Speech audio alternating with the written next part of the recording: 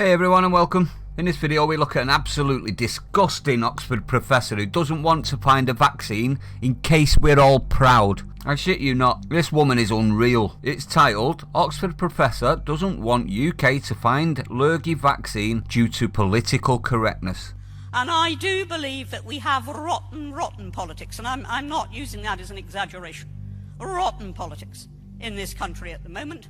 Well, thank you very much for the shout out, Anne. I appreciate that. Do you like that, everyone? At this point as well, I got a shout out to Slim. Thank you very much for that clip, buddy. I really do appreciate that. Now, what she's actually saying is she wants people to die because it goes against her hatred of our great nation. Let's read. An Oxford University professor hopes her institution's attempts to find a lurgy vaccine fail because she doesn't want the UK to believe it saved the world. Yeah, that is correct. This woman is absolutely insane in my opinion. And this is a professor at Oxford, supposedly the highest echelon of our schooling institutions. Yesterday, the first injections took place in Oxford University's lurgy vaccination trial. The moment marked a major development in the race to find a cure for the pandemic, with hopes of producing a vaccine for public use as early as September. Usually, it takes years before clinical trials can take place, but academics have managed to speed up the process, reaching the phase in a matter of just weeks. Professor of Vaccinology at the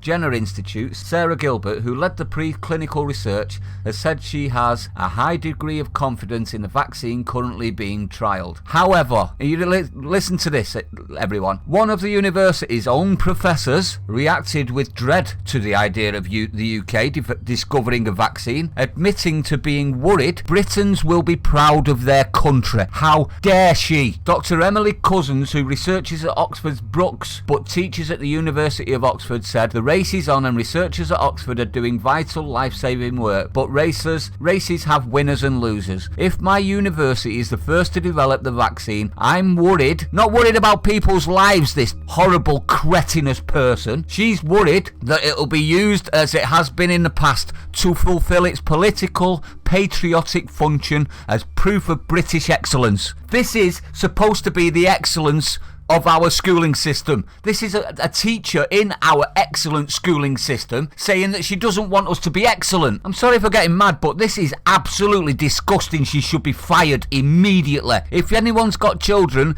in Oxford, remove them. You don't think I'm right? Here's another one. Oxford University professor claims that aliens are breeding with humans on Earth. Yeah, here's another one. Genetically engineering ethical babies is a moral obligation. This is Oxford professors.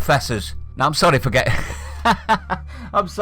angry, everyone, but as you can imagine, it's absolutely disgusting. This, she doesn't want people to survive and to beat this because it goes against her hatred of our nation, is it not? Is that not exactly what this is? She would be quite happy if thousands die just so that we're not proud of our nation. The story will be clear. China once again has unleashed a threat to civilization, but the best brains of the UK have saved the world. And if that is the case, why can we not celebrate that? Writing for the Huffington Post, the academic also took aim at Boris Johnson's handling of the lurgy crisis, criticising the government's response. If he'd have done the complete opposite, they'd have criticised that. If he'd have done something else, he'd have criticised that. They just criticise for criticising's sake nowadays.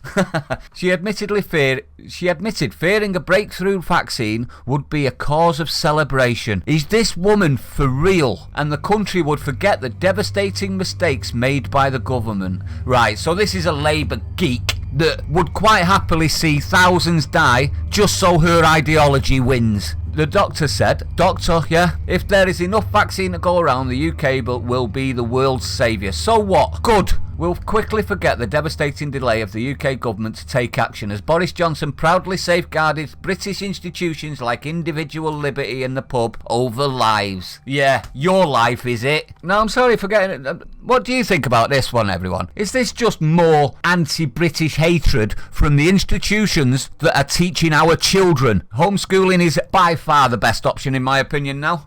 The entire world is desperately hoping for a cure for lurgy to be found, with life unlikely to return to normal until a vaccine can be produced. More than 70 vaccinations are currently in development across the globe as the entire international community prioritises finding a solution to stop coronavirus. That's the bitch there. Dr.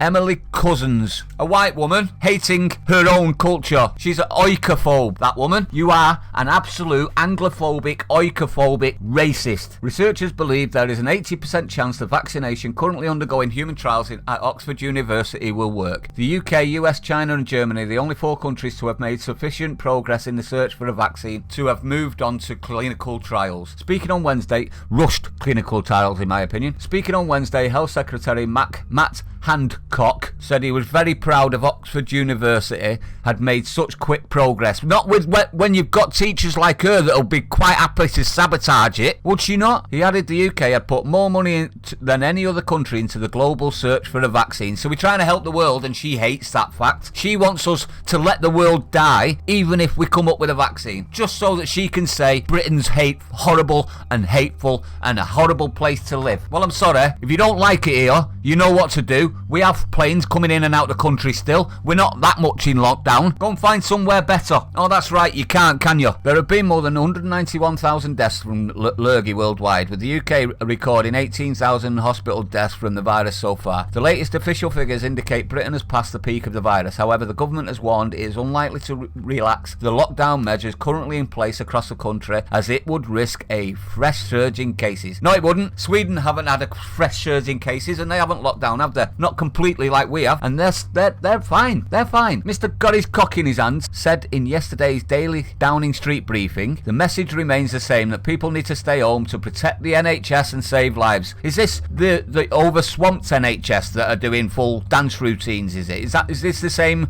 NHS? The ones that we're shouting and screaming on a bridge in London, shoulder to shoulder, as a way of solidarity? Is this the same NHS? Yeah. The reason that we have clarity on that message is it has succeeded in bringing down and flattening the curve. No, it has not. See, this is what I have a problem with this. Because we lock down, anything that's good for us will be because of the lockdown, which means more lockdowns in the future, because we'll have accepted it, won't we? But we are not through that yet, and there is an awful lot of work that still needs to be done, and we are absolutely determined to avoid a second peak. Right, we opened up 4 Nightingale hospitals. You know how many beds we used in those Nightingale hospitals? None, as far as I know. Not one. We've got entire hospitals with no patients. None. 40,000 beds apparently are available out of those makeshift hospitals, and not one of them have been used. There you go, look. Empty 4,000 bedroom Nightingale Hospital turns away 30 life or death lurgy patients from other packed London wards because it lacks nurses and has only treated a total of 40 people. At our expense, put up quickly, and not one has been used. But this is a major threat to the world, isn't it? Not according to this professor. She wants us all to die just so she can say Britain's crap. But I digress, let's continue.